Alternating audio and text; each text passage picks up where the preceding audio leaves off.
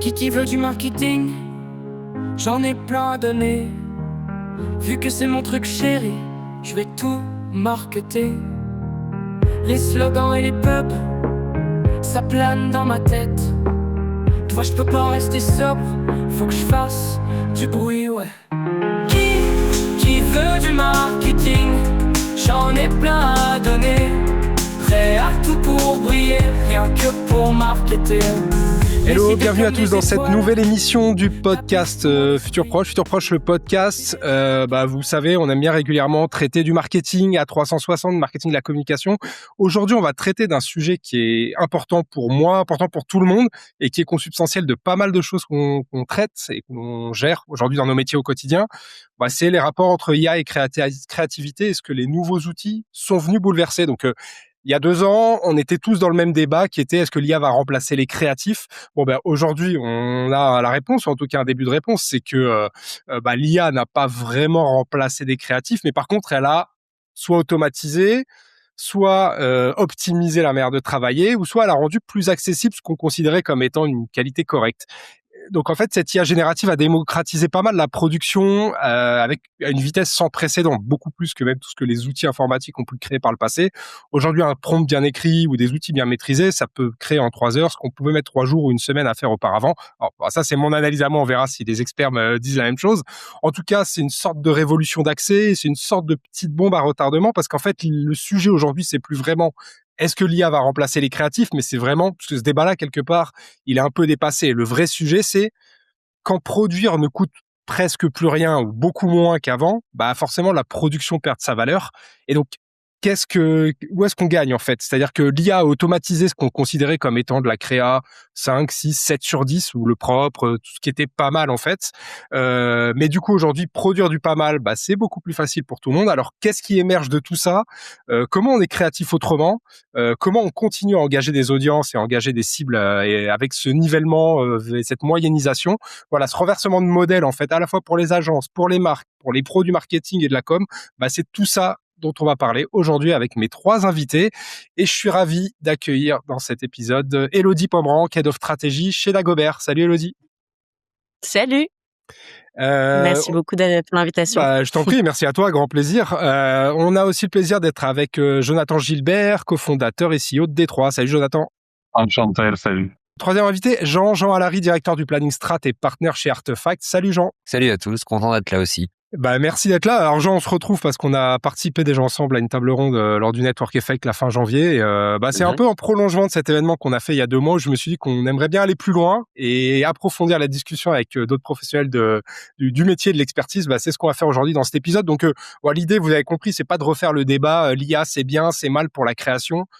Peut-être qu'on en parlera, mais bon, je pense qu'en fait, finalement, le progrès avançant, c'est déjà quelque chose qui est déjà un petit peu acquis, mais c'est plutôt de creuser ce qui se passe après, ce qu'on vit aujourd'hui, et ce que Élodie, Jean, Jonathan vivent et voient autour d'eux aujourd'hui. Donc, en gros, quand la production devient moins chère et que la médiocrité scale aussi vite que l'excellence ou quand le modèle économique de la création est en train de se retourner, c'est tout ça dont on va parler aujourd'hui. Allez, c'est parti. Allez, on se lance dans l'épisode. Alors, beaucoup de choses à traiter aujourd'hui. Évidemment, vous avez vu, ça va être l'angle vraiment IA, créativité. Alors, le point de départ, en fait, c'est que on se disait que l'IA allait élever le niveau. Alors, je pense que dans une certaine mesure, d'un point de vue créativité et production pure, l'IA a potentiellement élevé le niveau, mais surtout, j'ai l'impression que ça a l'air d'avoir un peu écrasé la courbe des compétences. C'est-à-dire qu'en fait, il est beaucoup plus facile de faire du moyen, ce qui se vendait en fait à l'époque, est peut-être beaucoup plus facile aujourd'hui de se distinguer. En tout cas, moi, c'est la vision que j'en ai, c'est que et je pense que c'est quelque chose dont on avait parlé, Jean, dans la table ronde qu'on avait fait ensemble. C'était un de tes points, et on va peut-être repartir de là parce que je trouve que c'est un point intéressant, c'est que on scale aussi cette médiocrité, en fait, finalement. Donc, vous en êtes tous sur ce constat. Jean, si tu peux, toi, nous partager un peu ta vision de ce sujet-là. Avec plaisir. Donc, moi, le point, effectivement, que j'avais discuté, c'était de dire que dès lors que, entre guillemets, le ticket d'entrée pour produire des messages et des actifs devient quasi nul, nécessairement, ça repose la question de qu'est-ce qui est bien dans notre métier. Et je pense que en tant que créatif, alors même si moi je suis stricto sensu pas créatif, mais on va dire en tant que membre de l'industrie créative, ça pose évidemment la question. C'est des questions dont on parle beaucoup, par exemple aussi sur la musique en ce moment. parce que il y aurait d'ores et déjà 40% de nouvelles chansons qui sont uploadées sur Deezer et Spotify qui sont 100% IA. Donc effectivement, est-ce que d'un côté on se dit que on va tous être nivelés par l'IA et on va se faire remplacer, ou est-ce qu'au contraire on va pas reprendre un coup d'avance? Moi, je pense que c'est plutôt une invitation à reprendre un coup d'avance en se posant la question de comment on va pouvoir monétiser intelligemment au service de notre métier, au service de notre goût de la créativité. Je pense que c'est important de rappeler que la créativité, c'est quand même un métier qu'on fait pour le plaisir. C'est quand même intéressant. Dès lors qu'effectivement le ticket d'entrée est quasi nul, comment est-ce qu'on fait pour reprendre un coup d'avance, redonner de l'élan, refaire envie aux gens de venir faire ce métier? Parce que dans tout ce que tu racontes, Dominique, effectivement, oui, il y a des zones où il y a une perception de augmentation de la productivité, mais en fait ça décale les problèmes à plein d'autres endroits. Je vais finir là-dessus avant de passer le micro. Donc nous, chez Artefact 3000, on est donc un practice communication au sein d'un gros cabinet de conseil. Il y a aussi un practice achat média. Et donc on collabore un peu avec le pôle média sur des campagnes d'acquisition, sur des dispositifs d'acquisition, souvent avec de l'IA pour pouvoir faire des tonnes de segmentation, de scénarisation, tatati tatata, vous connaissez ça par cœur. Ouais. Mais et d'ailleurs, par exemple, aujourd'hui, pour moi, l'IA la plus efficace en marketing, c'est l'IA directement intégrée aux consoles d'achat média, notamment chez Meta, où il suffit de lui demander le résultat qu'on peut avoir. Et l'algorithme va se débrouiller pour produire son résultat. Donc, c'est ultra black box. Ça pose plein d'autres questions et tout, mais peu importe. C'est vraiment 3 clics pour un résultat de campagne, alors que c'était vraiment un bazar d'hypothèses à programmer jusqu'à présent. Donc ça, c'est fastoche. Moi, je peux produire des centaines de variances de Banos, fastoche. Mais les personnes qui uploadent les assets dans la console d'achat, ça, c'est pas automatisé encore. Ouais, donc, d'accord. En fait, moi, je peux arriver avec ma marque de cornflakes segmentée en 750 parfums, mais j'ai encore besoin de bonhomme pour mettre mes paquets de céréales dans mes rayonnages. Donc, si je sais le faire acheter à mon client, c'est super. Mais si effectivement la promesse de productivité, effectivement, qui se réduit à gauche, réaugmente à droite, bon voilà, faut essayer de penser globalement. Donc oui, il y a des zones qui s'améliorent, mais bon, voilà, c'est pas non plus la panacée d'un directeur marketing qui peut en 3 clics gérer l'intégralité de ses dispositifs de campagne. Certes, mais je pense qu'on va vers là. On va vers là malgré tout, avec des complexités de plateforme à plateforme, mais on va vers là. Élodie, qu'est-ce que vous observez, vous, chez Dagobert, ou en tout cas toi, autour de toi, en fait, sur ces sujets-là? Comment évolue ce palier-là de créativité par rapport aux nouveaux outils, et comment vous évoluez aussi par rapport à ça? Ouais, hyper intéressant. Nous, on a assez vite décidé d'intégrer aussi, prendre le sujet à bras le corps, mais je pense comme beaucoup d'agences, avec une vision. Alors nous, on est une agence, pour rappeler peut-être pour ceux qui ne connaissent peut-être pas encore Dagobert, d'une 30aine de personnes. Donc on est 50% conseil, 50% créatif. Donc ce qui fait un bon équilibre dans l'effectif global. Et donc on s'est dit assez rapidement. Il va falloir qu'on intègre ça dans nos process, parce qu'on voyait aussi tout simplement que nos clients aussi commençaient un petit peu, ça commençait à arriver en termes de demande. Et en fait, on a mis tout le monde au diapason avec une idée très simple qui est de se dire, et c'était tout un programme, tu peux entraîner ton prompt, mais n'oublie pas d'entraîner ton cerveau. Et il y a vraiment cet enjeu de se dire, quelle que soit, et ensuite je rentrerai un petit peu dans le détail, mais quelle que soit la manière d'intégrer l'IA, avec des outils très différents, dans des pôles aussi différents, il y a vraiment toujours ce sujet de à quoi ça va me servir, est-ce que vraiment c'est utile, et surtout comment, et je pense que c'est le vrai sujet, comment est-ce que ça me permet de créer de la valeur. Ouais. De créer de la valeur pour nous en tant qu'agence, mais surtout de créer de la valeur aussi intellectuellement. Ça rejoint un peu ce que disait Jean à l'instant, se dire on fait aussi ça pour le plaisir. Et évidemment que à certains steps, ça nous sert à optimiser des choses, notamment à des pôles projets où ça nous sert à pas mal optimiser des choses. Mais au-delà de l'optimisation, et là c'est tout le sujet, j'ai l'impression, de ce podcast aussi, c'est comment est-ce que l'IA peut nous permettre un vrai geste de création. Tu vois ce que je veux dire? C'est-à-dire qu'il y a il y a quand même un delta entre optimiser des process qui sont existants et arriver à créer euh, une nouvelle manière de produire ou créer. Par exemple, quand on est sur des films, ça nous arrive de faire des films IA, de se dire finalement comment est-ce que au-delà de se dire on a moins de personnes autour de la table et on va plus vite et c'est moins cher, parce que c'est pas que ça le sujet. C'est comment est-ce que l'IA peut nous permettre je sais pas, de produire des plans qu'on serait jamais arrivé à produire en fait en temps normal. Donc c'est Comment d'aller est-ce que plus l'IA loin. peut nous Tu dis d'aller plus loin ouais finalement par rapport à. surtout de vraiment être dans une démarche de création. Et pour nous et moi, par rapport à ce sujet de nivellement, et je terminerai là-dessus, j'ai l'impression que c'est un sentiment qu'on a tous, parce que c'est un peu le débat du début, le nivellement, quoi. C'est-à-dire que toutes les révolutions créatives, elles ont commencé comme ça, le synthé, le sampler, c'est-à-dire qu'il y a des gens au début qui testent, tout le monde teste. Alors évidemment, il y a énormément de merde qui sortent, hein, voilà. Mhm. Le vrai sujet, je pense, c'est de pas se perdre trop longtemps dans la phase de test, même si c'est un truc work in progress, mais de revenir aussi hyper fort. Et ça, c'est notre point, à l'idée. Tu posais la question de qu'est-ce qui reste quand tout le monde a le même niveau de production, même si tout le monde n'a pas complètement le même niveau, je pense. Ouais, On y on va en reviendra parler de sûrement. ça, on va en parler. Mais c'est l'idée, en fait. Ouais, C'est ouais. l'idée, la manière de cultiver le jugement aussi sur tout ce qui est sorti. Je vois ce que tu Et veux ça, dire. c'est notre métier, ça reste notre métier, quoi. Je vois ce que tu veux dire là-dessus, et du coup, pour prolonger ma question, et peut-être, Jonathan, si tu as une vision là-dessus, en fait, dans le sens de ce que je disais, c'était de dire, moi, je bosse pour des annonceurs, des marques, des sociétés, enfin, peu importe le truc.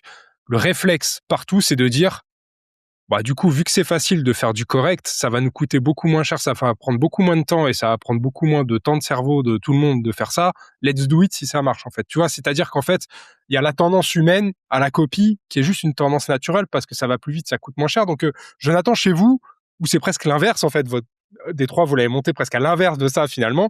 Vous faites les trucs les plus singuliers possibles, plus ou moins. Enfin, j'exagère, mais en fait, il y a un peu de ça aussi dans le truc. C'est comment vous faites pour dire que là où avant, ça te coûtait X pour sortir un concept et le produire et puis le vendre à ton client et que le client l'utilise, comment tu arrives à continuer à justifier en fait des coûts, des dépenses, voire des prix en fait, fort de tout ce qu'on vient de se dire là? Très clairement, parce que le one click n'existe pas. Donc, pour servir une bonne idée, une bonne narration, il faut un très bon niveau de craft. Ce niveau de craft, il va être amené par un œil, par l'œil humain, par sa culture, par la singularité de son travail. Aujourd'hui, oui, les outils vont être plus simples pour produire certains plans, mais tu vois, le travail de curation, d'editing, de choix des plans fait par un réal ou fait par un DA qui a une sorte de DOP IA, tu vois, ce choix-là, il va être crucial et c'est ce qui va faire monter le niveau.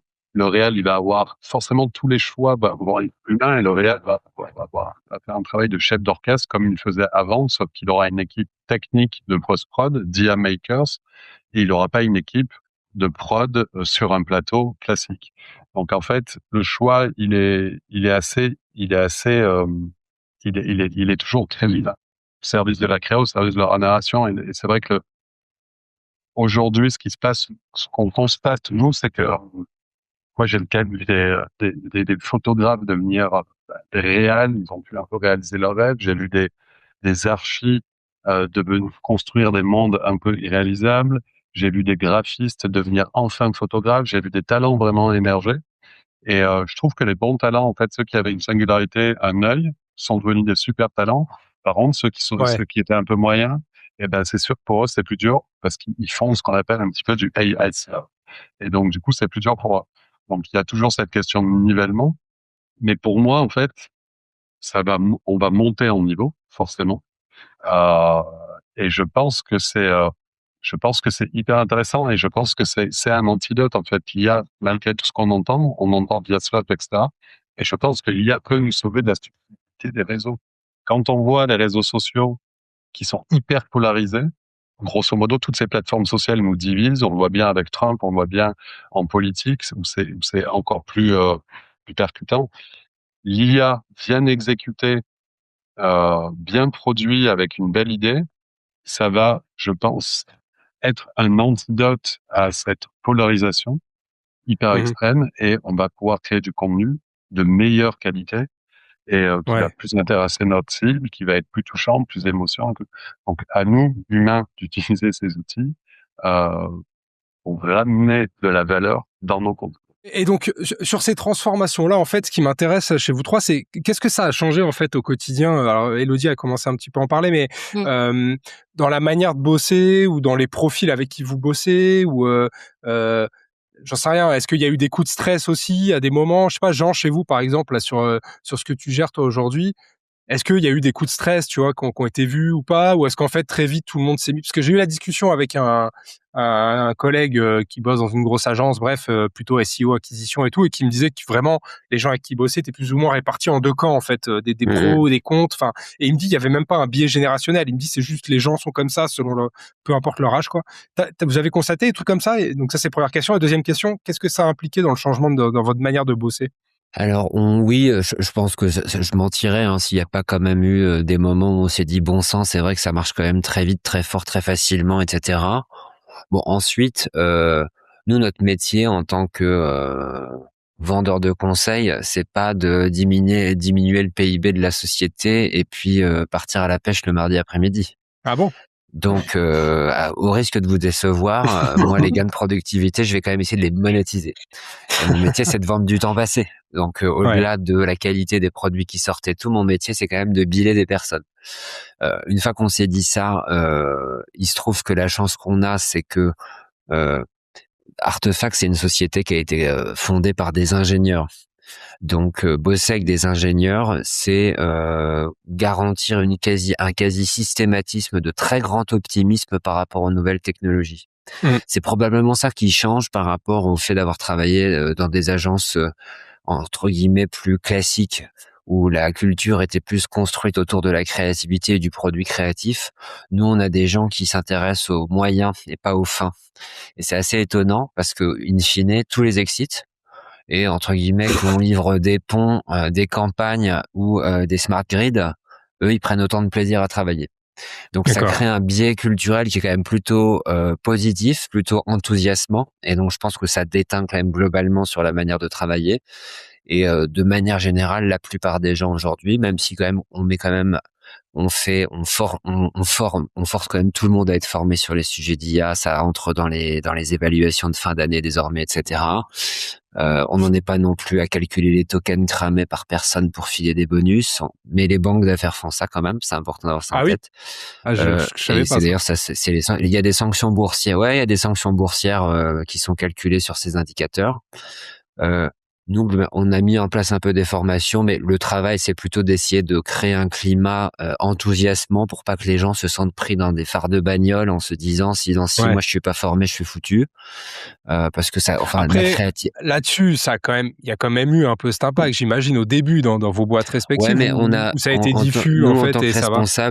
En tant que responsable, notre métier, c'est quand même de créer un climat positif, parce que je pense que Élodie et Jonathan sont d'accord avec moi. La créativité, c'est naît plus facilement dans des climats qui sont quand même enthousiasmants. Alors oui, il faut de la contrainte pour être créatif, mais de la contrainte, on se parle d'avoir des mètres carrés, d'avoir un métrage de pellicule, ou d'avoir un format dans lequel s'exprimer. On se parle pas d'avoir une Kalachnikov sur la tempe. C'est pas tout à fait le même genre de ça contrainte. pourrait motiver des gens, on sait pas, faudrait essayer. Enfin, en tout cas, les régimes autocratiques sont pas très réputés pour leur très grande créativité, sauf quand il s'agit de faire effectivement l'apologie des leaders. Et aujourd'hui, au quotidien, je dirais que nous, on a sanctuarisé à peu près entre 10 et 20% du temps passé des gens où ils sont chargés de utiliser des outils. Donc, on a évidemment, nous, accès à toutes les licences dans tous les sens, machin, bazar. Et donc, tout le monde est chargé de utiliser un peu les choses. Et il y a aussi, de manière assez concrète, on a une team d'ambassadeurs qui, une fois par mois, autour d'un déjeuner, raconte un peu les trucs, les bidouilles du moment pour, entre guillemets, essayer de lancer des hameçons. En fait, on n'est pas une agence, ni une entreprise globalement dogmatique. On n'est pas à chercher des recettes réplicables. La créativité, ça marche quand même pas trop comme ça, ou alors un petit peu, mais où on se fait vite du coup copier. Et ça crée une espèce de bouillon de culture, je dirais. Enfin, je saurais pas survendre le truc autrement. Ça crée un bouillon de culture positif et de manière générale, quand on est sur des pitchs ou dans des interactions avec des clients sur ces sujets-là, et ben cette espèce d'absence de conviction très ferme en se concentrant sur les bons réflexes du marketing, en se disant notre métier c'est d'abord de faire du marketing, qu'on arrive à destination en train, en bateau ou à vélo, on verra ensuite. So far, ça nous pénalise pas trop, voilà. Donc, Mais c'est intéressant ce discours parce que tu vois, depuis 2-3 ans, alors il y a eu un retournement quand même ces derniers mois, mais on a beaucoup subi, moi dans mon métier et dans d'autres métiers proches, on a beaucoup subi le côté les effets sont évidents, ils sont devant vous, et s'il y en a pas, c'est que soit vous en saisissez mal, soit vous avez pas bien regardé, soit vous êtes pas allé assez fort sur le sujet. On se rend compte aujourd'hui que c'est largement pas le cas et que même et je trouve ça intéressant de t'entendre dire ça parce que même dans un secteur qui est, on va dire, la production visuelle, production créative, de manière, qui est peut-être l'endroit où l'IA a amené le plus de choses, le plus vite et la manière la plus poussée, on va dire, dans une certaine mesure. En tout cas, un des endroits, c'est pas forcément toujours si évident que ça. Et en rebond de ce que tu viens de dire, j'avais juste un point. Je m'étais noté un truc pour Jonathan parce que j'ai une question en fait que je vais poser maintenant parce que je me l'étais noté. Je me dis, est-ce qu'il y a des trucs aujourd'hui que l'IA fait mieux que tes équipes ou vos équipes?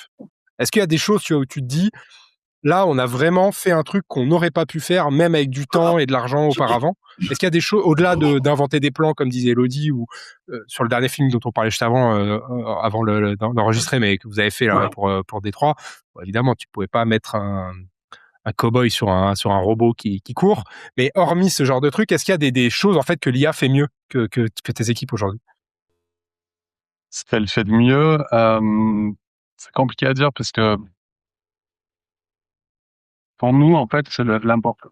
Nous, on est vraiment AI native.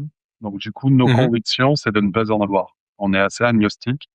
Et en fait, on va plutôt faire comme l'IA, on va plutôt apprendre, tester, améliorer, enfin, faire, tester, améliorer. Ouais. Et ça, on le fait pour nous. On le fait pour nos campagnes, mais on le fait aussi beaucoup pour nos clients.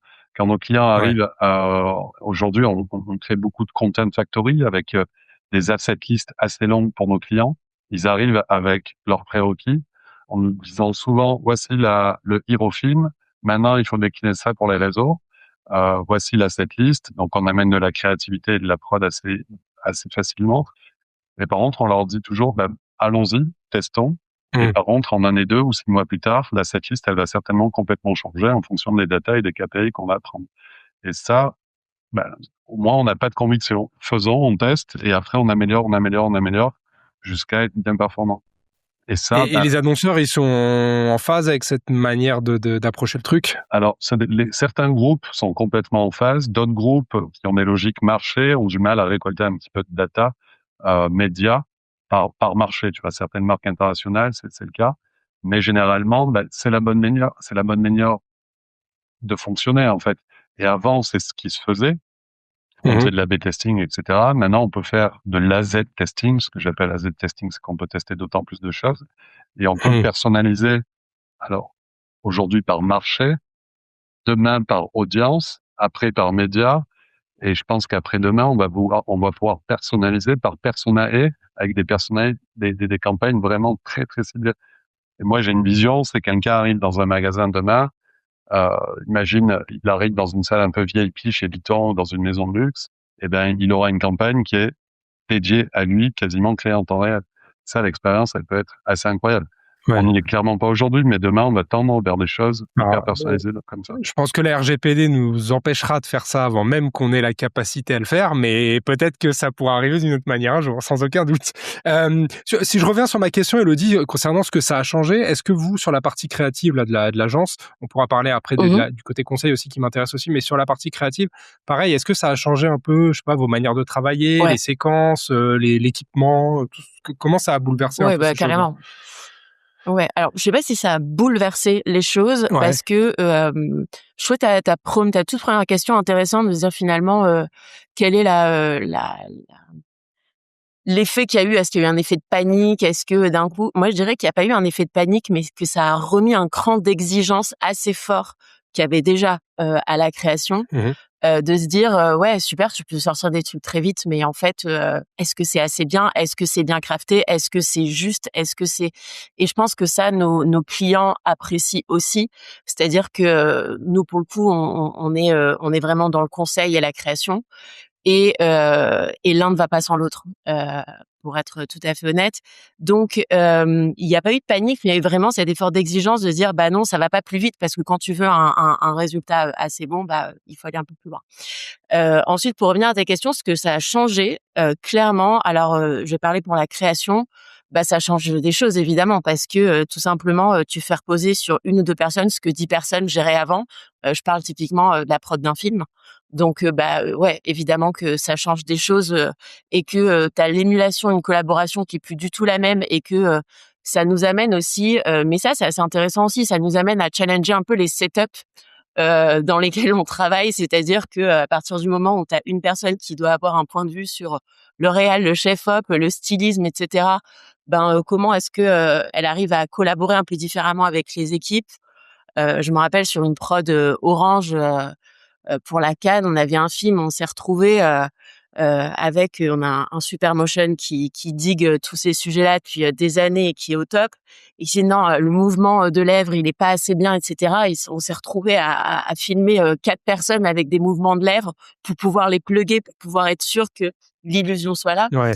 Et en fait, mine de rien, on est encore un petit peu dans ces choses-là parce que on apprend avec avec les évolutions. Donc oui, ça a changé ce truc-là de se dire tu as 1 ou 2 personnes qui feront jamais complètement le taf de 10 personnes qui réfléchissent ensemble et et dont les idées s'entrechoquent pour produire par exemple un film, mais c'est différent, c'est un nouveau setup. Et puis je trouve que ça pose une question nous qu'on se pose notamment au CODIR sur qui est intéressante sur la formation en fait des prochains créatifs. Mmh. Tu vois, de se dire ça pose la question de comment les futurs créatifs vont se former.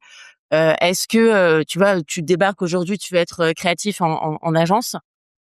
Est-ce que tu commences par l'IA? Est-ce que tu commences par le prompt? Ou est-ce que au contraire, et nous c'est notre position là-dessus, et c'est le rôle aussi quand on accueille des nouveaux profils, de cultiver vraiment ce geste, ce craft et se dire ceux qui maîtrisent le mieux finalement l'IA sont ceux qui savent faire sans également, parce qu'ils arrivent à cultiver ce jugement, à cultiver ce geste. Et ça, c'est ce qui fait aussi que dans chacune des prods qu'on va proposer, il y aura toujours cette intention et cet œil que nous on se doit de cultiver en fait en interne. Donc ça, on est vraiment sur les 2 poids 2 mesures, se dire la formation finalement des IA artistes aussi qui vont se développer, elle passe par cet apprentissage sur le tas par l'outil, mais aussi par le Ouais, craft. ça, Mais du coup, J'ai un dernier petit point. ouais, Ouais. vas-y, c'est vas-y, intéressant ouais. parce que je parlais avec des Non, t'inquiète, je suis un peu étudiants de fin d'études qui me disaient, moi, j'ai appris un métier, je sors d'études, il n'existe plus. Je dois réapprendre déjà un autre métier. Alors, ceux qui ont déjà 10 ans de carrière, ce qui est génial, c'est qu'il y a, ça a cassé la routine, tu vois, on a tous changé de plein de méthodologies, plein de manières de faire, ça a fait un vent de fraîcheur, enfin, en tout cas, pour pas mal de créatifs que je côtoie. Ça, c'est hyper intéressant. Pour ceux qui vont rentrer en études, ils vont apprendre avec ces process. Par contre, ceux qui en sortent aujourd'hui, pour eux, j'ai appris un métier et je dois déjà en prendre un, donc c'est moins. Ouais, mais après, en fait, t'as raison. Et en même temps, alors, pour répondre sur un point, Elodie, je suis pas certain qu'il y ait demain des outils non IA. C'est-à-dire qu'en fait, moi, mon point, c'est juste, ça sera la clé d'entrée de tout, tu vois, demain. Donc, je pense qu'en fait, plutôt, par contre, là où je te rejoins, et on pourra en parler juste après, ça, c'est le truc important, c'est comment t'entretiens ce truc-là, en fait, notamment au niveau des nouveaux. Après, moi, ce que je vois de mon côté aussi, c'est que on a tous appris à travailler à une époque où ce qu'on a appris dans nos études, c'est pas ce qu'on a utilisé plus tard en bossant, parce qu'en fait, entre-temps, il s'est toujours passé des choses en fonction des générations et en fonction des moments. Donc cette évolution, je pense qu'elle est naturelle. Par contre, ce qui est vrai, c'est que ce que tu dis, Jonathan, je trouve que ça a du sens, c'est comment on fait faire ce passage. Et j'ai l'impression, en fait, et moi je l'ai vu beaucoup, alors à la fois chez des gens d'un peu toutes les générations, notamment la génération dont tu parles, là, ceux qui sont en fin d'études, qui rentrent sur le marché du travail maintenant, on sent quand même un stress en fait de manière générale. Mais je sens même moi je l'ai vu chez des gens de mon âge, 40 plus, dans mon métier, tout le monde se sent en retard en fait sur le sujet. Et je trouve que c'est assez intéressant de vous entendre parler parce que ça montre que même des gens dont c'est l'expertise et le métier depuis longtemps te disent bah on est encore dans un brainstorming un peu généralisé où en gros il y a des méthodos mais pas complètement définitives qui peut-être vont encore changer dans 6 mois ou dans 1 an avec des nouvelles manières de faire. Le train, il est toujours en gare, en fait. Il n'est pas parti. On en est qu'au début, hein, donc ça va vite, c'est sûr. Mais le train, il est toujours là. Les portes sont grandes ouvertes. Donc, il faut continuer à rentrer dedans et ne pas avoir peur. Commencer par tester simplement, apprendre et progresser. Je pense que, en tout cas, les problèmes RH dans la création, nous, je les ai vus. Ce qui est bien, c'est qu'on suit très près la communauté IA avec qui on met en lien. Donc, tous ces nouveaux artistes, tous ces nouveaux métiers, tous ces nouveaux IA artistes, on les suit de près. On représente, nous, une quinzaine de talents aussi depuis 4-5 ans. Donc, on les a vus aussi évoluer, mais comme disait Elodie, l'important, c'est, nous, on représente des gens qui ont un œil, qui ont une patte, tu vois, qui ont une singularité dans leur travail, parce qu'ils ont appris à travailler de manière classique. Et après, ils viennent amplifier tout ça avec ces outils. Donc, ce que dit Elodie, c'était vrai, il faut qu'ils sachent faire sans pour après aller plus vite, être plus efficace et rêver plus grand avec ces outils. Si on part du principe que dans 1, 2, 3, 4 ans, j'en sais rien, l'IA pourra à peu près tout produire, plus ou moins. Alors après, ça dépend où on met le niveau d'exigence et les budgets et puis etc. Mais voilà. C'est quoi en fait? On dit souvent que la compétence, c'est plutôt du coup de choisir. Ça va être plutôt de faire le tri, de se dire, mais même moi dans mon métier, je le vois déjà. Je peux très bien aller sur Claude, sortir 45 000 briefs en 1 heure, et puis après, il faut que je lise, je merge, je machin, je choisis, etc. Mais est-ce que c'est ce goût-là, cette curation, c'est vraiment vrai? Enfin, je veux dire, est-ce que c'est un truc qui subsiste encore aujourd'hui? Ou en fait, finalement, on se dit, bah, même la curation, elle devient commoditisée parce qu'en fait, si par principe, tu te retrouves avec 50 sources là où t'en avais, ou 500 sources là où t'en avais 2 avant, bon, est-ce que la curation, c'est si complexe que ça? Est-ce que c'est ça la vraie barrière à l'entrée, ou est-ce qu'il y en a une autre, en fait, aujourd'hui? Comment vous voyez le truc, vous? Moi, l'exemple un peu flagrant, c'est quand même LinkedIn, où il y avait quelqu'un qui avait fait un screenshot de LinkedIn en mettant que du Claude. Et qu'au final, t'as l'impression que tout se ressemble un peu, tout le monde écrit de la même manière, et peu de gens ramènent de la valeur. Donc, une fois de plus, c'est pas la manière d'écrire qui, aujourd'hui, c'est hyper facile. Par contre, c'est faire la curation des bons posts, faire de la bonne veille, trouver les bons sujets, et sur ces sujets-là, donner son point de vue. Et si son point de vue est pertinent, qu'on a une expertise là-dedans, eh ben, on amène de la valeur aux gens. Et c'est ces postes-là, ces comptes-là, ces gens-là qui ont une certaine aura. Sinon, tu vois énormément d'icelock sur LinkedIn quand tu suis, par exemple, un LinkedIn, que ça soit d'autres réseaux ou que ça soit d'autres médias. Ouais, je suis d'accord. Mais bon, le client, l'annonceur en face de toi, ça, j'ai pas envie de dire qu'il s'en tape, mais peut-être qu'il va te dire, ouais, bon, c'est un discours sur une slide. Tu vois ce que je veux dire? Tu vois ce côté, en fait, comment, Moi, en fait... ce que je trouve intéressant, qui est donc un peu un impensé, même si bon, dans le moment dans lequel on vit, c'est que de manière générale, faut pas perdre de vue que les discours sur le remplacement des humains par des IA, il est porté par des ingénieurs qui viennent de la Californie et qui ont une vision très technocentrée, très optimiste vis-à-vis de la techno. Hein, on le voit chez nous. C'est ça qui est un peu nouveau aussi, hein, parce que d'ordinaire, les discours entre guillemets de grande révolution industrielle s'attaquaient pas à la question de la créativité. Donc ça, c'est un premier point. Faut quand même aussi garder. Faut rester détendu parce que le métier de ces gens, c'est de nous faire croire que ça va être super, et ils ont raison, ça va être super, mais est-ce que les choses vont aller aussi vite, etc. On sait empiriquement que c'est faux. Ils font leur métier, en fait. Hein, ils font leur métier de dire ça va être super, venez acheter chez moi, la vie est cool quand on achète chez moi. Donc ça, c'est un premier point qui est important. Moi, ce que je trouve pas mal, c'est effectivement de se dire, moi, mon métier, c'est pas d'empiler des briques avec du ciment entre des briques, quoi. C'est de passer du temps avec des clients à résoudre des problèmes de comment on fait cohabiter toutes ces injonctions pénibles d'omnicanalitude, de transition numérique, de transition écologique, d'adoption de l'IA, et de devenir un karaté kid dans la bonne humeur. Moi, je pense que ce que je fabrique, il y a plein d'autres personnes qui peuvent le fabriquer.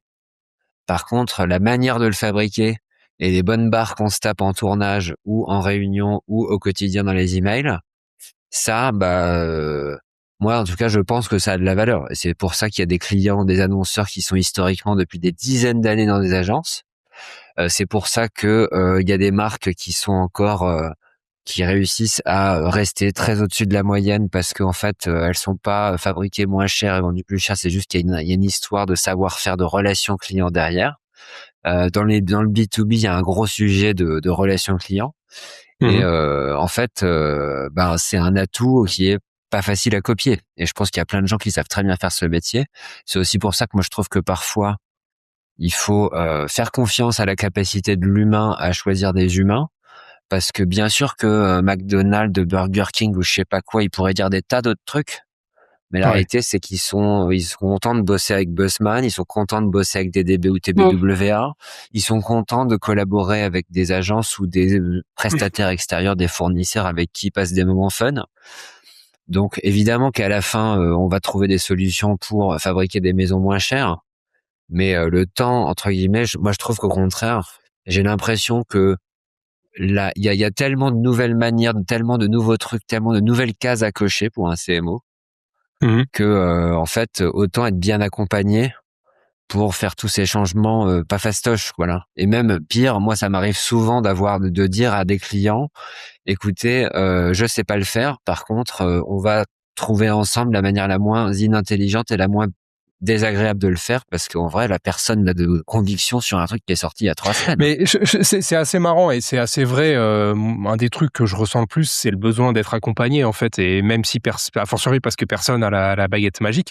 Élodie, toi aussi t'entends ce genre de feedback de vos clients, de dire en fait en gros on avance ensemble, on va trouver des réponses qui nous sont adaptées, ce genre de trucs. Enfin, est-ce que vous avez eu je suis hyper d'accord avec je suis hyper d'accord avec tout ce que vient de dire Jean, dans le sens où c'est pas tant des feedbacks, c'est que je le vois en fait. C'est-à-dire que en fait, les clients peuvent venir avec l'idée, avec une idée en tête qui est de faire de l'IA, mais à la fin, nous, ce qu'on vend, c'est pas de l'IA. On peut le faire en IA ou on peut le faire. D'ailleurs, on a eu un shoot avec Détroit pour Sum Up et c'était la volonté du client de faire 50% IA, mais il voulait shooter C'était pas absolument volontaire, les gens. J'ai appris les liens cachés après, une fois qu'on avait organisé Bravo à vous. le plateau. Bravo à vous. Et laissez-moi raconter l'histoire telle que je l'entends. Mais non, mais ce que je veux dire, c'est que moi, ce que je trouve assez, donc je rejoins dans un premier temps Jean sur ce qu'il vient de dire, et ce que je trouve assez chouette quand même dans l'histoire qui est en train de se créer, c'est qu'on est tous en train d'aller vers cette manière de produire. Alors pas encore, je trouve, cette manière vraiment de créer, parce qu'on n'a pas encore eu genre la création de dingue, c'est-à-dire qu'il y a des choses qui sont plus ou moins bien faites, etc. Mais en termes de créativité, mais ça, je pense, c'est une question de temps. Il n'y a pas encore eu le truc qui a révolutionné l'usage un peu intelligent de cette technologie-là. Mais j'ai bon espoir en vrai, et je pense que ça va arriver.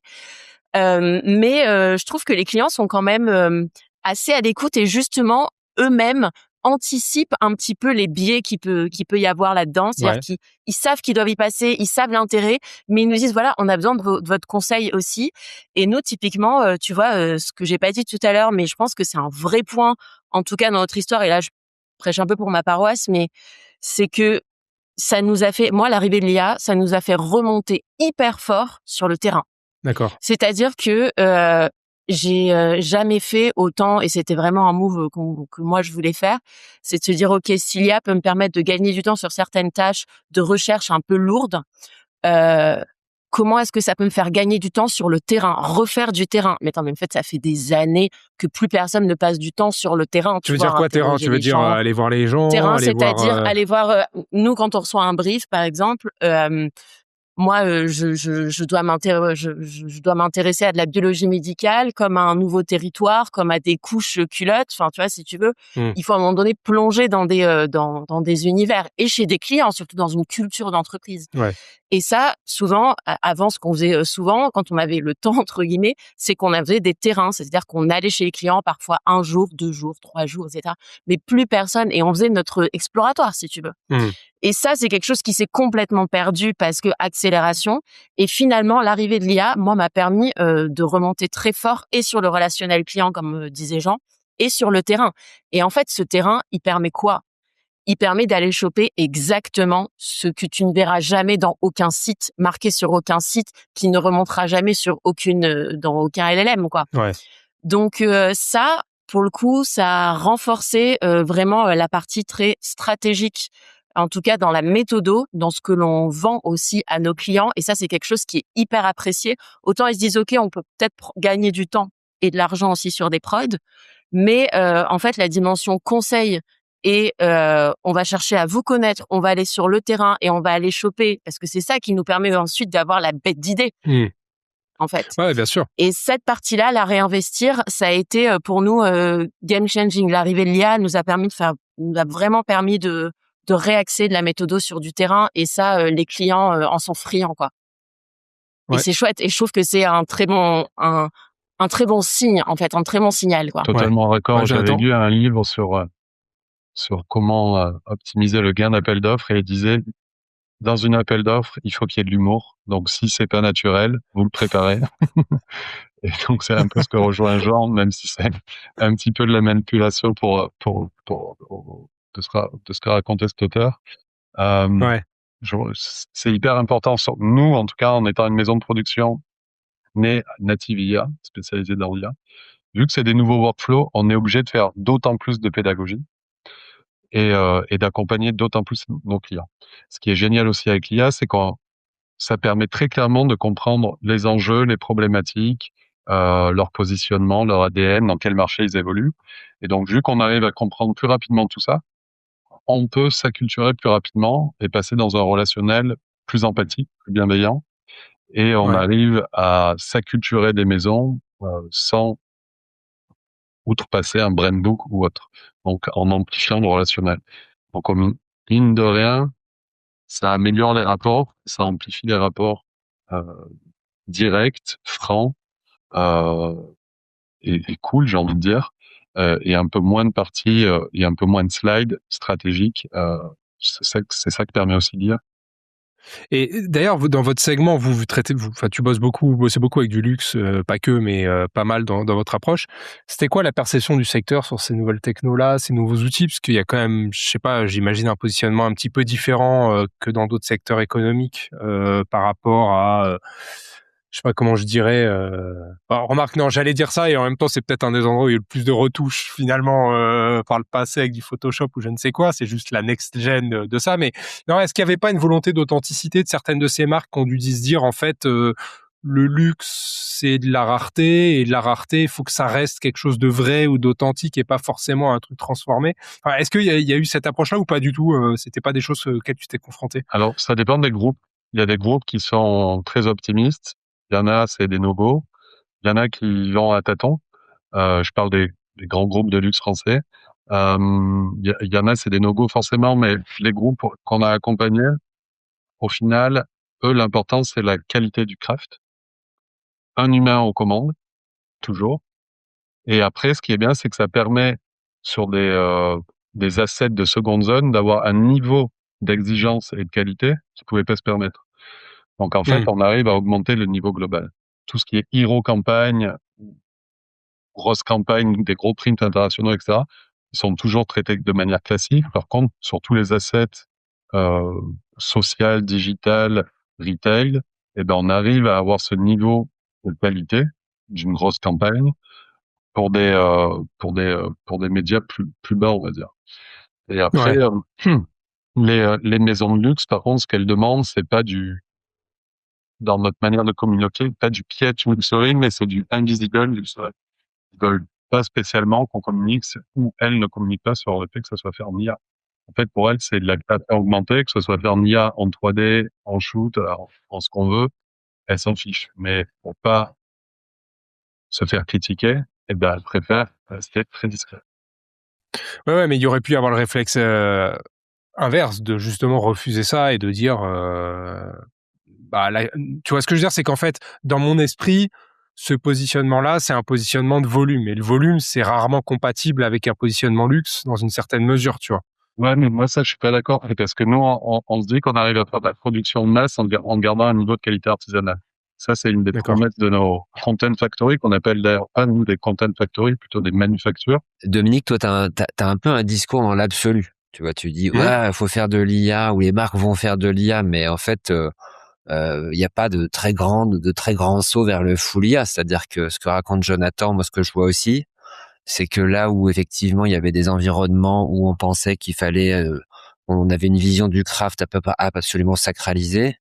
Bon bah des assets de retail média qui sont détourés sur du fond blanc. Bon bah tu vois, tout le monde en fait et ça choquait personne d'envoyer des photos de robes sur net-à-porter ou des photos de flacons sur Amazon.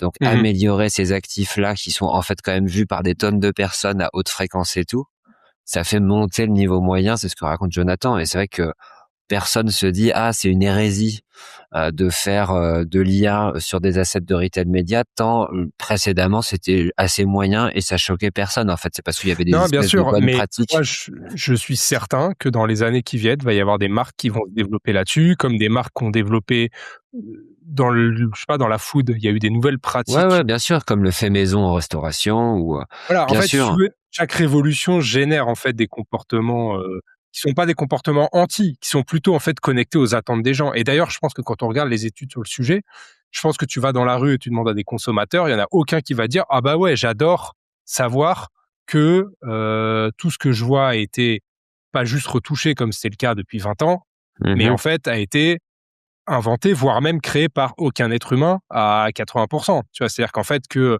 toute la base de ce qu'on crée n'est en fait qu'une espèce de Ouais, je d'amoncellement suis d'accord, mais tu d'algos vois, et d'une de certaine sources, manière, des milliards de milliards de milliards de sources. Enfin, tu vois, en fait, ce que je veux dire par là, c'est qu'il y a forcément, je trouve, un peu de truc. Alors tant mieux si ça n'existe pas trop aujourd'hui et qu'en fait, finalement, les annonceurs se disent moi, si ça me permet de faire du moyen plus vite et moins cher et d'aller plus sur les trucs qui ont de la nécessité de l'attention et du budget et d'aller plus loin, comme disait Elodie, à inventer des choses qu'on pouvait pas faire, bah franchement, moi, fine, tu vois, là-dessus.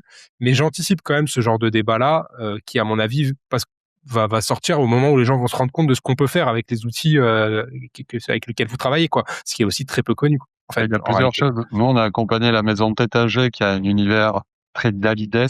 Donc, on est sur des choses pas possibles en réel, en fait. Et les productions faites en IA, c'est évident parce que c'est inshootable. Là, on est quand même passé en moyenne de 60 000 vues à 2,2 millions de vues. Donc, en fait, ça a touché son audience parce qu'il y avait un bon niveau de craft, de qualité, il y avait un esthétisme et une ligne éditoriale qui courait sur du long terme. Elle a fini par trouver sa cible. Et puis, pour les maisons qui ne veulent pas toucher à l'artisanal, à leur savoir-faire, parce que c'est sacré, ce qui est normal, mais elles racontent quand même ce savoir-faire. Elle raconte le même savoir-faire depuis longtemps. Là, on peut raconter la même chose, mais peut-être avec avec un peu plus de poésie, avec une vision artistique. On peut ramener des choses. J'ai des talents qui shootent à l'argentique et qui après viennent animer leur shoot argentique en IA. Donc tu peux te faire envoler des raisins comme des petits papillons. Enfin, tu peux raconter. Tu vas pas Ouais. dévaloriser le savoir-faire en fait. Tu vas juste le raconter de manière différente. Et c'est intéressant parce que tu peux narrer la même histoire de la marque mais différemment. Donc, ça peut avoir une portée pédagogique. Ça peut ramener cette fameuse valeur ajoutée qu'on racontait tout à l'heure, en plus dans ta manière de communiquer. Juste, je reviens sur ce sujet parce que, en fait, on se dit: «Ouais, l'IA, pas IA, est-ce que les gens, vont pas commencer à tomber dans la défiance?» Je pense que ça me rappelle vraiment les débats qu'il y avait un peu sur la pub en disant: «Les gens n'aiment pas la pub». Mais en fait, les gens, c'est pas qu'ils aiment pas la pub, c'est qu'ils aiment pas la pub nulle et en fait, le jour où tu leur présentes une vraie pub qui va les faire marrer, qui va toucher un vrai insight avec une vraie idée, ils vont s'en souvenir et ils vont aimer. Et je pense que le sujet, en fait, avec l'IA va être, là, on en est encore à la phase de test où on est juste sur des considérations de, pas juste parce que c'est important, mais de craft, etc. Mais le vrai sujet, c'est que le jour où on proposera quelque chose de super cool en IA grâce à l'IA, ben, en fait, peut-être on n'aura plus, en fait, ce genre de discours-là. Et c'est assez rassurant parce que ça se dit que juste, l'idée, c'est la base et qu'à un moment donné, tout le métier de communication, c'est d'arriver à toucher les gens au bon endroit. Et ça, ben, pour l'instant, c'est pas complètement l'IA qui nous permet de le faire, même si elle nous permet de réaliser des choses assez chouettes. Le sujet que tu viens d'évoquer, ça me fait poursuivre en fait sur l'échange avec un point que je trouvais important dont on n'a pas assez parlé, mais je pense qu'il faudrait qu'on l'aborde maintenant. C'est vraiment de se dire, je pense notamment au modèle agence en fait, au modèle agence créa, agence pub, enfin ce qu'on veut, agence marketing, peu importe le truc, c'est que ça reste quand même des modèles sur lequel on a fondé des business models où avec l'exécution était vraiment au cœur du sujet, quoi. Le design, la production, les déclinaisons. Enfin, on a vendu. Moi, je viens de l'agence au début de ma carrière, quand j'ai commencé à travailler en salarié. On a vendu de l'exécution, du temps passé sur les choses. Pour moi, ça vient aussi bouleverser ça. Alors, le conseil reste, et ça reste quelque chose qu'on valorise. Et je pense que vu ce que vous me dites là depuis le début, ça reste quelque chose qui est valorisable et qui est souhaité par les clients. Donc ça, c'est plutôt une bonne nouvelle pour le job de tout le monde. Mais surtout, qu'est-ce qui se passe aujourd'hui, en fait, si l'IA vient automatiser un peu tout? Ça c'est quoi l'impact? Elodie, vu que je pense que tu as une vision un peu large là-dessus, mais c'est quoi l'impact sur les business models et le fonctionnement des agences? Alors, je te demande pas de parler pour l'ensemble du monde des agences aujourd'hui, mais comment tu vois cette évolution-là? Ça va obliger tout le monde à se décaler un petit peu différemment, non? Ouais. C'est déjà un petit peu le cas parce que, comme je te disais, nous, on commence déjà un petit peu à se réorganiser, mais honnêtement, alors la réponse claire, c'est qu'est-ce que va devenir le business model des agences si l'IA dévore tout? J'en sais absolument rien. Donc ça, c'est la réponse. Mais ce que je vois quand même, c'est que l'évolution, l'intégration de l'IA dans nos métiers, elle se fait, tout dépend du comportement qu'on va avoir dessus, qu'on va avoir par rapport à cette intégration et de la manière aussi dont on va l'amener au client. C'est-à-dire que oui, le client arrive en disant j'ai l'idée de faire recours à l'IA, mais ensuite c'est aussi à toi de savoir à quel moment c'est utile. Parfois même nous-mêmes on la propose et le client n'y avait même pas pensé. Donc nous, on est vraiment dans une logique. J'ai pas la réponse de quel est le business model et je sais même pas si le business model va complètement changer. D'accord. En revanche, je trouve que il y a une volonté. Je pense qu'il faut vraiment l'embrasser et se dire comment est-ce que ça peut nous permettre de proposer des nouvelles choses et de recréer de la valeur différemment auprès de nos clients, mais aussi auprès de nos créatifs, auprès de de nous en strat aussi. Se dire comment est-ce que ça peut nous permettre finalement de retrouver du temps de cerveau, de retrouver aussi de la qualité. Et l'IA peut permettre ça. On le voit aujourd'hui un peu comme, et c'est un peu ce que je déplore entre guillemets. En tout cas, je pense qu'il faut un peu dépasser ce sujet de l'optimisation.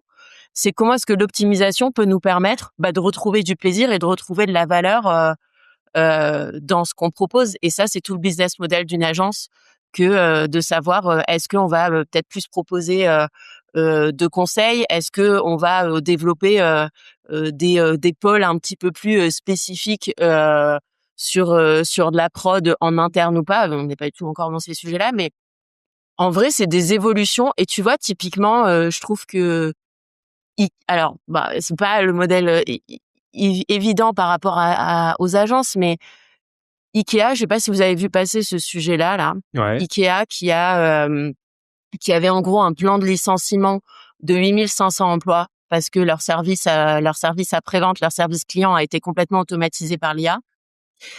Ils se sont dit, OK, comment est-ce que c'est une réalité? Donc, l'IA a posé un problème, bim, plan de licenciement. Comment est-ce que ces 8500 personnes, on peut les réinvestir ailleurs? Et en fait, ils les ont formés, ils les ont réinvestis pour en faire des conseillers de décoration d'intérieur. Donc, ils les ont formés. Et ça a fait gagner. Donc, c'est une branche qui existait, mais qui était toute petite, tu vois, au sein du business model qui est Ikea. Ouais. Et donc, ça a permis de faire grossir ce pôle-là. Et ça a été 1,4 milliard de chiffre d'affaires. Grâce à cette reformation. Alors, bon, on est en train de se dire que l'IA a posé un problème, il a trouvé la solution. Bon, ça s'appelle le capitalisme. Mais d'une certaine manière, ce que j'aime bien dans cette histoire-là et pourquoi je la raconte, c'est que ça nous montre comment on peut aussi accepter des sortes de fatalités qui viennent un peu bousculer ton business model et les réinvestir ailleurs. Ouais. Pour générer du business un petit peu autrement et générer de la valeur aussi un peu autrement. Et donc voilà, moi je le vois plutôt comme ça. J'ai pas la réponse claire à ta question de qu'est-ce que sera le business model, mais perso, ma vision, c'est vraiment celle-là d'embrasser complètement ce truc-là. Moi, je suis annonceur ou je bosse avec l'un d'entre vous. Si demain on me dit, OK, l'agence en fait se met à utiliser l'IA et qu'en 2 jours elle fait un truc qu'elle mettait 2 semaines à faire, soit je m'attends à une baisse de prix, soit une hausse de qualité, soit les deux. Donc, fatalement, ça met une forme de pression sur la manière dont l'agence fonctionne. C'est quoi votre réponse à ça? Alors, c'est pas un test, on n'est pas en appel d'offres, hein, mais comment vous réagissez à ça et comment vous vous positionnez l'un ou l'autre, Jonathan, là, par exemple, sur ce type de sujet-là? Alors, sur ce type de sujet-là, précisément, moi, ce que je vois, c'est que oui, le business model des agences, il est en décroissance, mais le métier de CMO aussi. J'ai d'ailleurs repris les mots de Jérémy Lacoste, que tu connais aussi, Dominique, qui disait qu'un tiers des entreprises du S&P Ouais. 500 n'ont plus de CMO. 4 ans, c'est la durée moyenne Ouais. de CMO en poste, et 25% des CMO ne sont pas remplacés. Donc, ouais, ils peuvent être exigeants pour nous, mais eux aussi, il faut qu'ils soient exigeants pour pas mourir. Pour moi, qu'est-ce qu'ils doivent faire, ces CMO? Enfin, déjà, il faut qu'ils arrêtent de faire du contenu, entre guillemets, mais ils doivent plutôt vraiment designer un système et ils doivent construire des machines et pas des one-shots. Ça, c'est le premier point. Le deuxième point, c'est qu'ils doivent être plutôt, eux, devenir propriétaires de la cohérence, avoir une vision long-termiste de leur marque et après nous interroger pour poser ces fondamentaux et construire dans le temps avec eux. Et après, ils doivent aussi vraiment comprendre vraiment l'IA, pas juste en surface, et pas que se faire conseiller. Ils doivent se former les équipes et s'acculturer. Et après, ils doivent piloter tout ça, évidemment, avec des maîtrises utiles pour progresser, évidemment, à chaque fois, et avancer avec ces outils. Et tout ça, je finirai sur ça, sur ce cinquième point, c'est pour redonner le pouvoir aux créatifs, aux agences, aux studios. Et c'est là où ils viennent nous voir. Donc, comment on arrive à créer et produire après de manière assez simple un craft de qualité, une belle narration, des belles images, des choses qui arrêtent de nous faire scroller ne serait-ce que 5 secondes et qui nous disent « Waouh !» Donc, voilà pourquoi ils viennent nous voir. Ouais, c'est un bel objectif. Jean, c'est quoi ta vision là-dessus? C'est cette relation un peu annonceur-agence et puis sur les business models ou le mode de fonctionnement aujourd'hui? Moi j'aime bien. Moi bizarrement, je suis un homme de rétroviseur, donc j'aime bien essayer de comprendre comment on en est arrivé là. Et il se trouve quand même que rien qu'en France, il y avait 3/4 d'annonceurs actifs en moins il y a 20 ans. Ouais. Pourquoi? Parce que le ticket moyen pour faire une campagne média, il était au moins de 5 ou 600 000 balles. Fallait quand même aller en télé, fallait faire un actif capable de passer en télé. Fallait donc avoir des partenaires capables de produire un actif capable de passer en télé. Et du coup, c'était un petit peu cher, quoi, si tu voulais. Moi, ce que je vois, c'est que les dépenses globales en marketing continuent à augmenter absolument partout dans le monde, sauf dans les années de grande crise. Ce qui change, c'est qu'il y a plus de personnes qui veulent manger sur le gâteau parce que le ticket d'entrée pour monter une boutique, il est plus bas. Un Wi-Fi, 3 ordinateurs, c'est parti. Donc moi, je pense du haut de ce que je vois et de ce qu'on voit apparaître, je pense que les agences ou les partenaires entre guillemets de communication, ils doivent apprendre à réfléchir en gamme. C'est-à-dire comment je fais du haut de gamme pour des annonceurs qui veulent du fait maison, du fait à la mano, du gros niveau de conseil, de la grosse mesure et des actifs de ouf parce que qui vont continuer à tourner dans le monde entier. Hein, les grands annonceurs. Là, c'est bientôt la Coupe du Monde. Je pense que les campagnes Nike, Adidas, McDonald's, je serais étonné qu'elles soient faites en GenAI.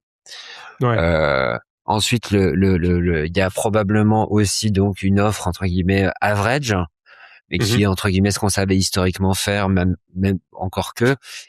Mais bon, il y a quand même une offre low cost à imaginer. Aujourd'hui, il y a 2/3 des annonceurs en France actifs qui sont pigés, qui sont en fait 100% digitaux. Avec 200 000 balles, je fais une campagne de la tête du sol au plafond qui est partie en média et qui produit des résultats.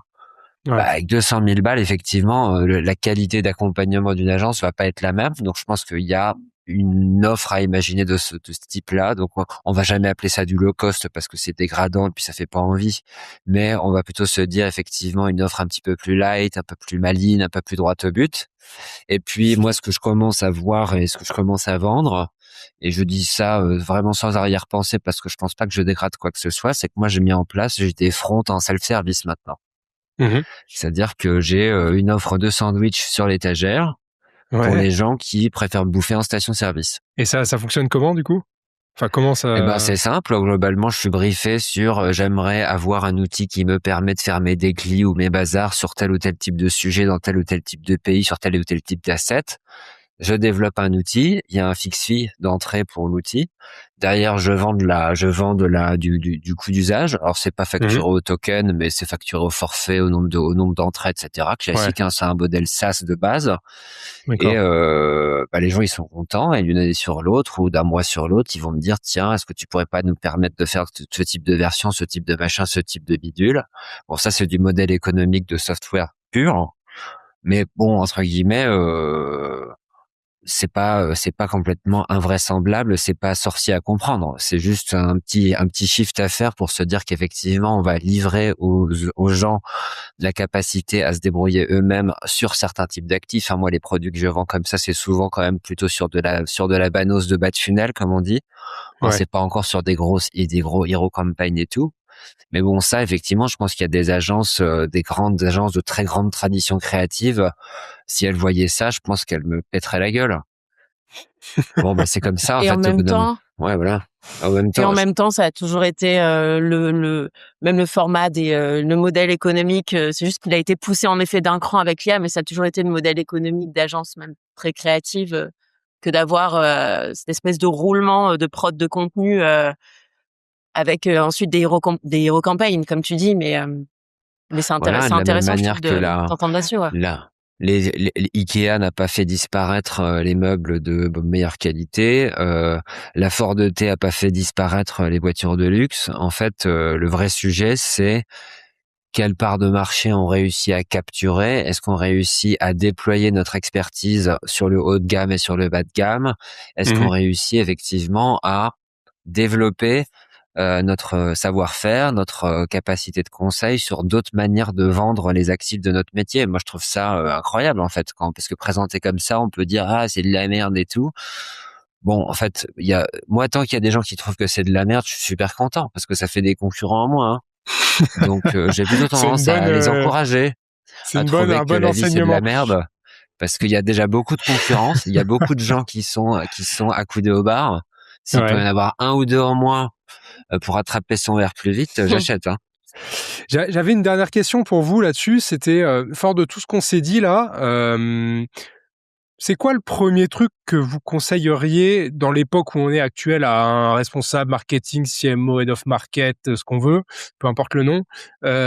Qu'est-ce que vous conseilleriez dans son approche de la créativité, à l'aune de tout ce que vient de se dire aujourd'hui? Qu'est-ce qu'il faudrait faire mieux ou différemment? Alors Élodie, toi, tu répondais un peu sur le terrain notamment et sur cette partie-là hyper importante, mais concrètement, si je suis moi annonceur ou marque ou qu'est-ce que je peux faire de mieux pour mieux embrasser la créativité qui est souvent, j'allais dire un gros mot, c'est un peu fort, mais en tout cas, c'est pas le premier mot qu'on utilise quand on bosse pas en agence j'ai connu les deux côtés, donc je vois bien la différence de perception. C'est quoi ton conseil un peu là, ou ta manière d'orienter ce truc-là? Alors, le premier point, c'est évidemment que avec les JO, etc., on n'en a pas parlé, mais en vrai, il y a un sujet créatif aussi derrière, parce que il y a un enjeu de évidemment cultiver. Il y a une présence fonctionnelle qu'il va falloir assumer avec les JO, etc. Et ça, évidemment que nous on accompagne aussi là-dessus. En revanche, il y a mon conseil, ce serait always new mistakes. Pourquoi? Parce que on a vu avec les réseaux sociaux que cette surabondance de contenu, donc la fin de l'effet catalogue et l'infini auprès d'une personne, on te file tous les contenus et tout ce que tu veux pour une personne. On a vu ce que ça crée, à savoir la fatigue, mais surtout l'ennui. Ouais. Donc je dirais qu'il faut à la fois cultiver cette surprésence fonctionnelle, parce que c'est le nerf de la guerre et qu'à un moment donné il va falloir émerger. Donc oui, mais ne pas oublier en termes de créativité finalement de cultiver, d'arriver à cultiver peut-être plus créativement la rareté. Cette forme de capacité à parfois disparaître pour mieux réapparaître.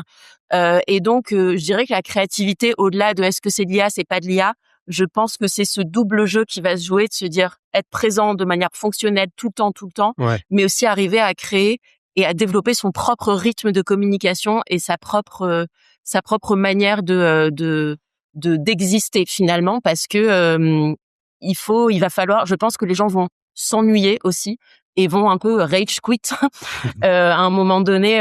Ces logiques-là, comme on le voit sur les réseaux sociaux, et je pense que ça a toutes les chances d'arriver aussi. Donc, prenons-le en compte. C'est 2 poids 2 mesures. Jonathan, même question. Qu'est-ce que tu conseillerais là à un responsable marketing ou à un pro du market là, pour changer son approche un peu de la créativité? Comment tu vois le truc? Moi, je pense quand même un conseil assez humble, c'est penser temps long et de l'audace. Ça paraît simple, mais si on arrive à avoir une cohérence, si on arrive à avoir une ligne éditoriale, sémantique, créative, qui est répétée, petit à petit, on va trouver son audience et on va se construire une communauté et on va dialoguer avec cette communauté de manière assez simple. Et donc, je pense vraiment qu'il faut arrêter ces one-shots, mais qu'il faut rapidement avoir une vision, la poser et l'amplifier petit à petit. Tout ça dans des temps longs. Et on le voit bien avec Apple qui faisait Shoot with my iPhone. Aujourd'hui, ils font un clip avec comment elle s'appelle, avec Angèle. Alors c'est plus shoot avec my iPhone, c'est film avec my iPhone, mais tu vois, c'est toujours hyper créatif. Il y a une réflexion sur un temps long et ils appliquent cette stratégie sur je sais pas combien d'années, mais sur 6, 7, 8 ans. Donc c'est pour moi une force, et je pense qu'une petite marque, une marque de luxe, une start-up, une PME peut avoir ce style d'approche. Ouais, c'est hyper. Tu prêches des convaincus, on va dire. C'est plutôt après, c'est de vendre ça en interne, c'est pas toujours le plus simple. Jean, j'ai une même question pour toi. J'avais une petite question complémentaire à cette question qui était: est-ce que tu penses que la créativité dans le secteur marketing au sens large du terme, elle sera meilleure ou pire demain qu'aujourd'hui? Moi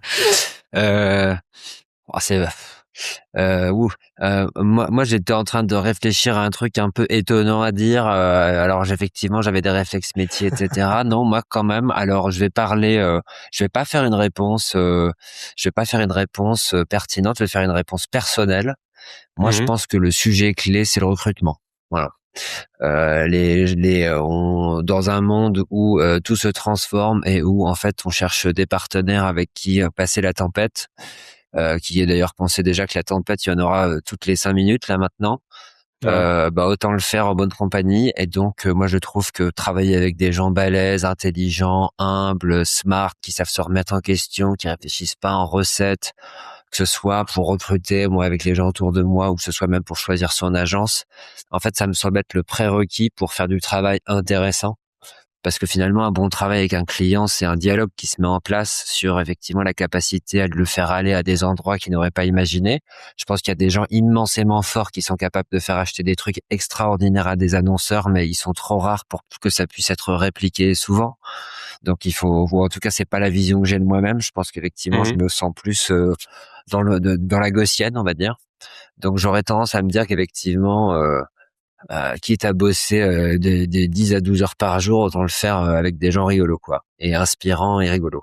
Et j'ai oublié ta petite question complémentaire, pardon. Qu'est-ce que tu conseillerais à un responsable marketing là qui aurait besoin de challenger un peu sa créativité, ou en tout cas pour aller plus loin et changer son approche, quoi? Eh ben, changer d'agence. Changer d'agence. Voilà, c'est un bon point. Ouais. C'est un bon point final. En fait, on a tendance à pas. Nous, souvent, on parle des compétitions, des appels d'offres de communication du point de vue des agences, et donc on râle un peu parce qu'effectivement, ça peut être long, ça peut être coûteux, papa. Mais bon, entre guillemets, moi, je trouve que dès lors que les règles d'usage sont énoncées en amont, on peut plus trop se plaindre sur le fait qu'on peut pas acheter 3 maisons d'un coup ou poser 3 hôtels sur la rue de la Paix. En fait, c'était écrit sur le papier. Une fois qu'on s'est dit ça, il y a aussi il y a un aspect des appels d'offres qui est un peu égoïste, mais c'est de bonne guerre, c'est la vie. En fait, ça permet aussi aux agences, aux annonceurs de s'entourer, de voir des choses un peu nouvelles, d'utiliser les marieurs, les VT-Scan, les Pitchville et autres pour rencontrer un peu du sang neuf et tout. Bon, je trouve que c'est jamais une mauvaise idée de lancer un RFP. Et si entre guillemets vous voulez pas complètement changer d'agence, vous pouvez mettre un petit scope, un RFP à 100 000 balles. Tout le monde est content de monter dessus. C'est pas grand chose pour, on va dire quand même le quartile des plus grosses dépenses marketing. Mais donc ça fait globalement à peu près entre 500 et 1000 annonceurs par an. Ouais. Mais c'est un exercice sympa. Ça met de la bonne énergie. Ça permet d'avoir des regards nouveaux. Ça me semble être un prérequis de bonne aloi. Si vous me demandiez comment mettre du renouveau dans vos régimes alimentaires, je vous conseillerais d'aller voir un nutritionniste. Voilà. Voilà, on peut rester là-dessus, hein. Le conseil du nutritionniste et le conseil du RFP. Je pense que ça fait une bonne synthèse sur cet échange. Bah ouais. Ouais, ce qui ressort de la conversation, c'est que pour moi, en tout cas, la créativité, elle a pas forcément tant changé que ça, et ça reste en fait quand même beaucoup centré sur une expertise, une vision, un savoir-faire qu'on a détaillé là pendant cette conversation, et qu'en soi, c'est pas l'IA qui est vraiment le fond du problème. Le fond du problème, c'est qu'on a trop confondu la production et la création, et qu'on merge un peu les deux, alors que chacune a un rôle bien dédié, et qu'il faut arriver à s'en saisir. Donc, et notamment, c'est l'IA qui vient de rendre cette confusion assez visible et difficile à cacher. C'était Futur Proche, le podcast, un super épisode. Merci à tous les trois sur ce sujet, la création, IA, créativité, qu'on pourrait être amené d'ailleurs à prolonger, parce que je pense qu'il y a plein de points que j'ai pas eu le temps d'aborder, mais qu'on reverra par le passé. Si tu écoutes cette émission et que le sujet te parle et que tu nous connais pas, on est Futur Proche, on est la première communauté de leaders marketing.com en France. On est un peu plus de 815-20 à peu près là aujourd'hui. T'as vu, hein, on parle comme on se parle ici, hein, on essaie de se parler vrai, on parle un peu du terrain, ce qu'on observe du haut de l'expérience des membres de la commu et puis des invités aussi qu'on a autour. Puis on décrypte toutes ces transformations ensemble. Jean, Élodie, Jonathan, merci beaucoup à tous les trois. Merci, j'ai adoré Dominique. notre échange. Merci à tous. Merci. Super sujet au cœur de notre boulot, et qu'il faut qu'on continue à mettre au cœur de nos métiers au quotidien. Merci à tous les trois. À bientôt.